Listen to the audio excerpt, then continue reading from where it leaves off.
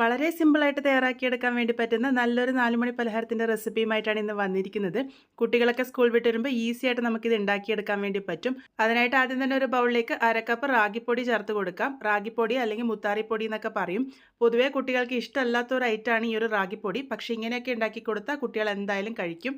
കൂടെ തന്നെ 1/2 കപ്പ് ഗോതമ്പ് പൊടി കൂടെ ചേർത്ത് കൊടുത്തിട്ടുണ്ട്. ഇതിലേക്ക് ഒരു നുള്ള് ഉപ്പും കൂടെ ചേർത്ത് കൊടുക്കാം. ഇനി ഇതിലേക്ക് 1/2 ടീസ്പൂൺ ഇൻസ്റ്റൻറ്റ് ഡ്രൈ ഈസ്റ്റാണ് ചേർത്ത് കൊടുത്തിരിക്കുന്നത്. ഈസ്റ്റ് ഗ്രാന്യൂൾസ് ആണ് നിങ്ങൾ ചേർക്കുന്നതെങ്കിൽ കുറച്ച് വെള്ളത്തിൽ ഇളം ചൂടായിരിക്കണം. വെള്ളത്തിലോ പാലിലോ ഒന്ന് കുതിർത്തിട്ട് ചേർത്ത് കൊടുത്താൽ മതി.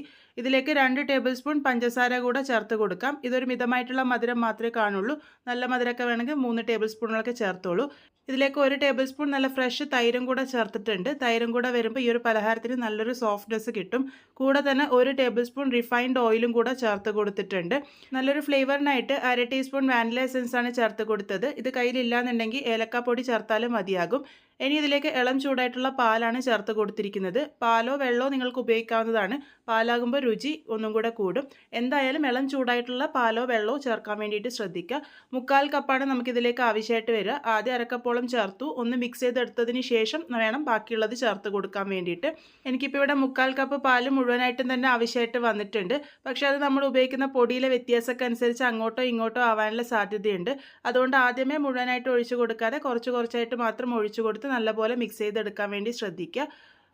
ഈ ഒരു കൺസിസ്റ്റൻസിയിലാണ് നമ്മളുടെ കൂട്ട് വേണ്ടത്. ഒരുപാട് തിക്കും ആയിരിക്കില്ല, എന്നാൽ ഒരുപാട് ലൂസും അല്ല. ഇങ്ങനെ കൈകൊണ്ട് നമുക്ക് പിഴിഞ്ഞിടാൻ പാകത്തിനായിരിക്കും ഉണ്ടാകുക. ഈ ഒരു പാകത്തിന് വേണം കൂട്ട് തയ്യാറാക്കി എടുക്കാൻ വേണ്ടിയിട്ട്. ഇതുപോലെ കൂട്ട് നന്നായിട്ടൊന്ന് മിക്സ് ചെയ്തെടുത്തതിന് ശേഷം 5 മിനിറ്റ് നേരം കൈയെടുക്കാതെ നല്ല പോലെ തന്നെ ബീറ്റ് ചെയ്തെടുക്കുക. കൂട്ട് നല്ല ഫ്ലഫി ആയിട്ട് കിട്ടാനും നല്ല സോഫ്റ്റ് ആയിട്ട് കിട്ടാനും സഹായിക്കും. ഈ ഒരു രീതിക്ക് മിക്സ് ചെയ്തെടുക്കാൻ വേണ്ടിയിട്ട് ശ്രദ്ധിക്കണം. 5 മിനിറ്റ് നേരം നല്ല പോലെ മിക്സ് ചെയ്തെടുത്തതിന് ശേഷം ഇതുപോലെ നന്നായിട്ട് കവർ ചെയ്ത് നമുക്ക് 1 മണിക്കൂർ നേരത്തേക്ക് ഇതൊന്ന് റെസ്റ്റ് ചെയ്യാൻ വേണ്ടി വയ്ക്കാം. 1 മണിക്കൂറൊക്കെ ആകുമ്പോഴേക്കും ഇത് നന്നായിട്ട് ഫെർമെൻ്റ് ആയിട്ട് കിട്ടിക്കോളും. അപ്പോൾ അതാ ഇപ്പോൾ ഏകദേശം 1 മണിക്കൂറായിട്ട് ഞാനിവിടെ ഫെർമെൻറ്റ് ചെയ്യാൻ വേണ്ടി വെച്ചിട്ടുണ്ട്. കൂട്ട് നന്നായിട്ട് തന്നെ ഫെർമെൻ്റ് ആയിട്ട് വന്നിട്ടുണ്ട്. ഒരുപാട് അങ്ങനെ പൊങ്ങിയൊന്നും വരില്ല. പക്ഷെ നമുക്ക് കൂട്ട് തൊട്ട് നോക്കുമ്പോൾ മനസ്സിലാവും നല്ല പോലെ തന്നെ ഫെർമെൻ്റ് ആയിട്ടുണ്ട് എന്ന്. ഈ ഒരു കൂട്ട് നേരത്തെ ആക്കി വെച്ച് കഴിഞ്ഞാൽ ബാക്കിയുള്ള പ്രോസസ്സൊക്കെ വളരെ സിമ്പിളാണ്. എളുപ്പത്തിൽ നമുക്ക് തയ്യാറാക്കി എടുക്കാൻ വേണ്ടി പറ്റും. അപ്പോൾ അതാ കൂട്ട് ഒന്നും കൂടെ നന്നായിട്ട് മിക്സ് ചെയ്തെടുക്കുന്നുണ്ട്. ഇതുപോലെ മിക്സ് ചെയ്തെടുത്തതിന് ശേഷം നമുക്ക് ഫ്രൈ ചെയ്തെടുക്കാം. അതിനായിട്ട് കുറച്ച് ഓയിൽ നേരത്തെ ചൂടാക്കാൻ വേണ്ടി വെച്ചിരുന്നു. എണ്ണ ഒരു മീഡിയം ചൂടായിരിക്കുന്ന എണ്ണയിൽ വേണം ഇട്ട് കൊടുക്കാൻ വേണ്ടിയിട്ട്.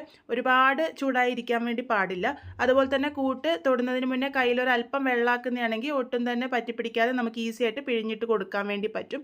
ഇതുപോലെ ചെറിയ ചെറിയ ഉരുളകളാക്കിയിട്ട് ഇട്ട് കൊടുത്താൽ മതി. ഇത് നന്നായിട്ട് പൊങ്ങി വരും. അപ്പോൾ അതാ കുറച്ച് സമയം കഴിയുമ്പോഴേക്കും ഇത് നല്ല പോലെ തന്നെ ബോൾ പോലെ ആയി കിട്ടും. അപ്പോൾ ഇതുപോലെ ഞാൻ എല്ലാം തന്നെ ഇട്ട് കൊടുക്കുന്നുണ്ട്. നിങ്ങൾക്ക് കാണുമ്പോൾ തന്നെ മനസ്സിലാകുന്നുണ്ടോ, അത് നന്നായിട്ട് പൊങ്ങി വരുന്നുണ്ട്. ഇതുപോലെ എല്ലാം ഇട്ട് കൊടുത്തതിന് ശേഷം വീണ്ടും മീഡിയം ടു ലോ ഫ്ലെയിമിൽ വെച്ചിട്ട് മാത്രം കുക്ക് ചെയ്താൽ മതി. ഒരുപാട് ഹൈ ഫ്ലെയിമിൽ വെക്കണ്ട. പെട്ടെന്ന് കളർ മാറും. ഉള്ളോളം നല്ലപോലെ വെന്ത് വരില്ല. ഇത് ചെറിയ ചെറിയ ബോൾസ് ആയിട്ട് ഇട്ടത് കൊണ്ട് തന്നെ ഈസി ആയിട്ട് വെന്ത് കിട്ടിക്കോളും. ഒരുപാട് സമയമൊന്നും എടുക്കില്ല ഇത് വേവിക്കാൻ വേണ്ടിയിട്ട്. ഇതുപോലെ തിരിച്ചും മറിച്ചൊക്കെ ഇട്ട് കൊടുക്കുക. ഒരേ ഭാഗത്ത് തന്നെ നിൽക്കില്ല ഇത്, ആ ഒരു ബോൾ പോലെ ആയതുകൊണ്ട്. ഇതുപോലെ തിരിച്ചും മറിച്ചൊക്കെ ഇട്ട് നല്ലൊരു ഗോൾഡൻ ബ്രൗൺ കളർ ആകുമ്പോൾ നമുക്ക് എണ്ണയിൽ നിന്നും കോരി മാറ്റാം. വളരെ എളുപ്പത്തിൽ നമുക്കിത് തയ്യാറാക്കി എടുക്കാൻ വേണ്ടി പറ്റും. ഈ ഒരു പലഹാരത്തിൽ ആകെ കുറച്ച് ടൈം കൺസ്യൂമിംഗ് ആയിട്ടുള്ളത് നമ്മളുടെ കൂട്ട് ഫെർമെൻറ്റ് ചെയ്യാൻ വേണ്ടി വെക്കണമെന്ന് മാത്രമേ ഉള്ളൂ. അത് നേരത്തെ ചെയ്തെടുക്കുകയാണെങ്കിൽ ബാക്കിയുള്ള പ്രോസസ്സൊക്കെ ഈസിയാണ്. കുട്ടികൾക്കൊക്കെ ഒരുപാട് ഇഷ്ടമാകും. അതുപോലെ തന്നെ ഇതിൽ റാഗിപ്പൊടി ചേർത്തിനൊന്നും ആർക്കും മനസ്സിലാവില്ല. നല്ല സ്പോഞ്ചി ആയിട്ടാണ് നമ്മളുടെ പലഹാരം ഇരിക്കുക. എന്തായാലും ട്രൈ ചെയ്ത് നോക്കൂ. ട്രൈ ചെയ്ത് ഫീഡ്ബാക്സ് ഒക്കെ പറയാൻ മറക്കരുത്. വീണ്ടും ഒരു നല്ല റെസിപ്പിയുമായി കാണാം.